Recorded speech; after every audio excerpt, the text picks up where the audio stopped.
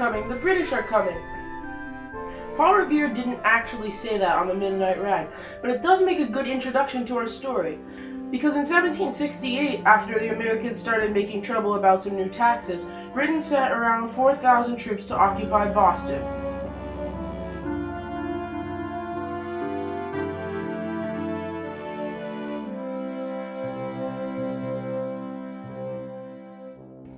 For a while, nothing bad happened, besides the Boston Massacre and the Boston Tea Party, until the Redcoats got a tip that there were weapons in Concord, and on April 19, 1775, went to capture them.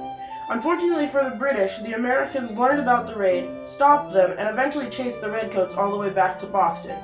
Since the Americans had nothing better to do, they stayed for the night, and the siege of Boston had begun.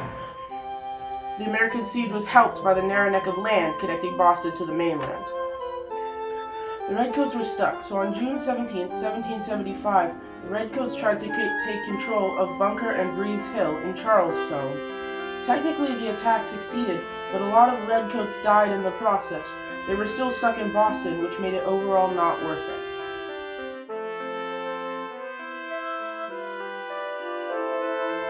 Back on May 10th, way far away in New York, the Americans had captured Fort Ticonderoga, which was very helpful for them because it had the one thing they really needed: cannons.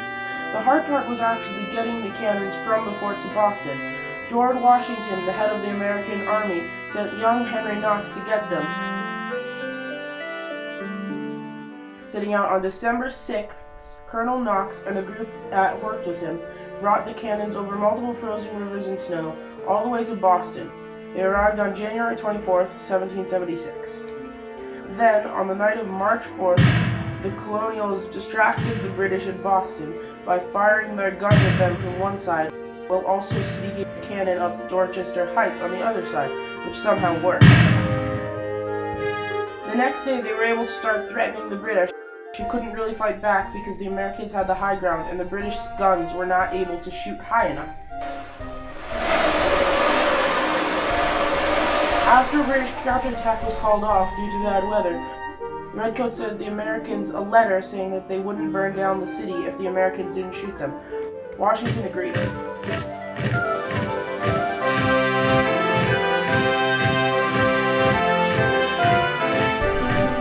And after some delays caused by the St. Patrick's Day parade, the British left Boston.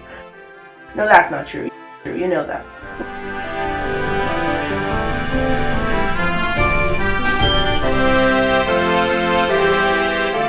Well, they left on March 17th, 1776.